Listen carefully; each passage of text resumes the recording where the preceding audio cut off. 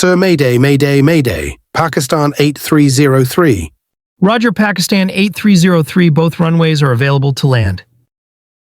At the moment the pilot uttered those words, this passenger aircraft was flying over Karachi at only 600 feet. In Pakistan's largest city, the blistering heat had driven people indoors. The time was 2:35 p.m., and no one had the slightest idea that within moments Karachi was about to face an emergency situation. Pakistan International Airlines Flight PK-8303 had just declared a Mayday distress signal. This meant the captain had lost control, the aircraft was no longer responding, and the situation had reached a critical point. Within seconds of the Mayday call, a powerful explosion shook Karachi, and the sky was swallowed by a dark blanket of smoke.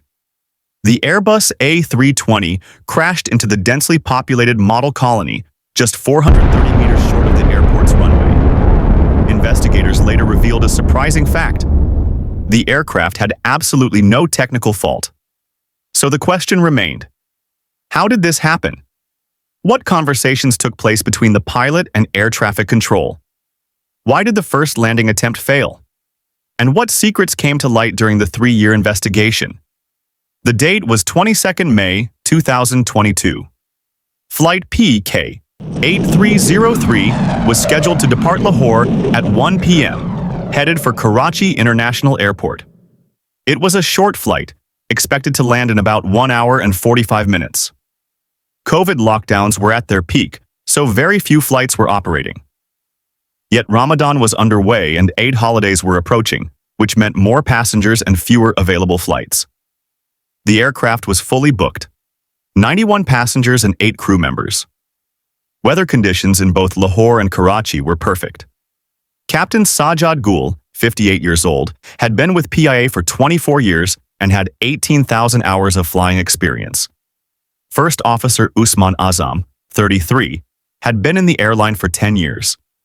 The aircraft was a 16-year-old Airbus A320, powered by 2 CFM56 turbofan engines, both of which would later play a crucial role in this story.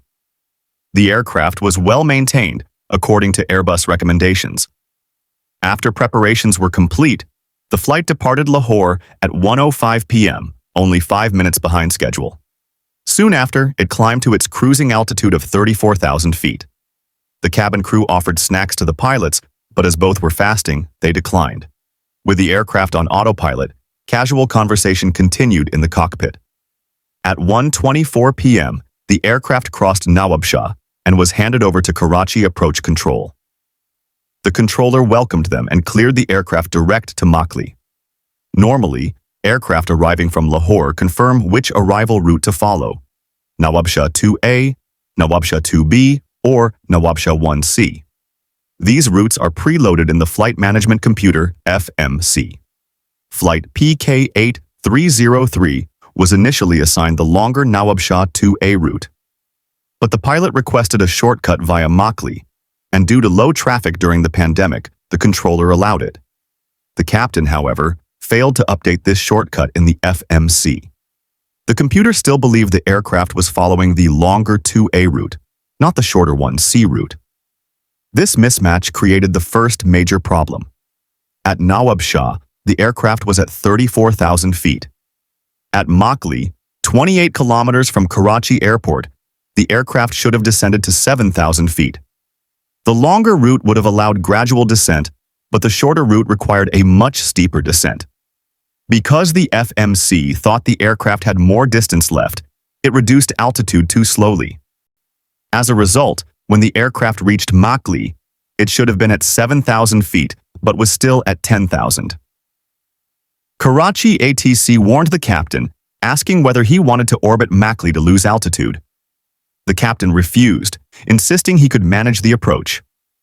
At this time, both pilots were unaware that the FMC was following a different route.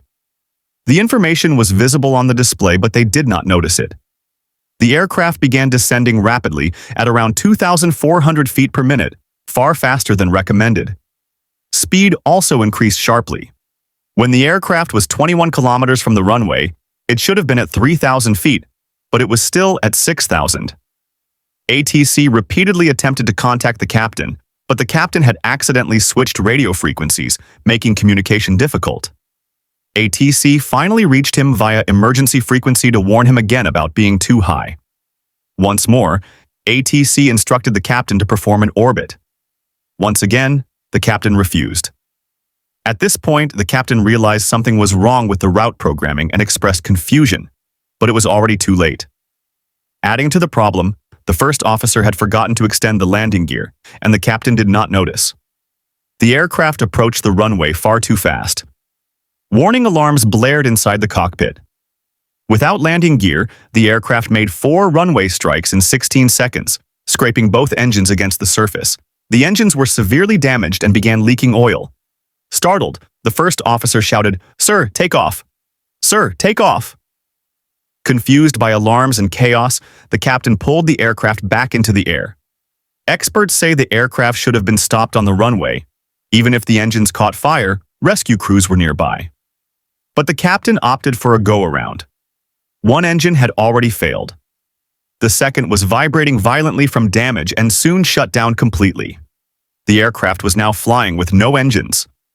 Although the landing gear was extended, it caused drag, further reducing speed. At 600 feet, aligned with the runway but unable to reach it, the captain declared a final Mayday call. Moments later, at 2:45 p.m., just 1,340 meters before the runway, PK-8303 crashed into Model Colony. The explosion was heard miles away. Black smoke rose into the sky. Out of 99 people on board, only 2 survived. One person on the ground also lost their life. Emergency crews reached the site quickly but struggled due to the narrow streets. The investigation concluded that the accident was the result of pilot error. The captain repeatedly violated procedures and ignored multiple warnings from air traffic control.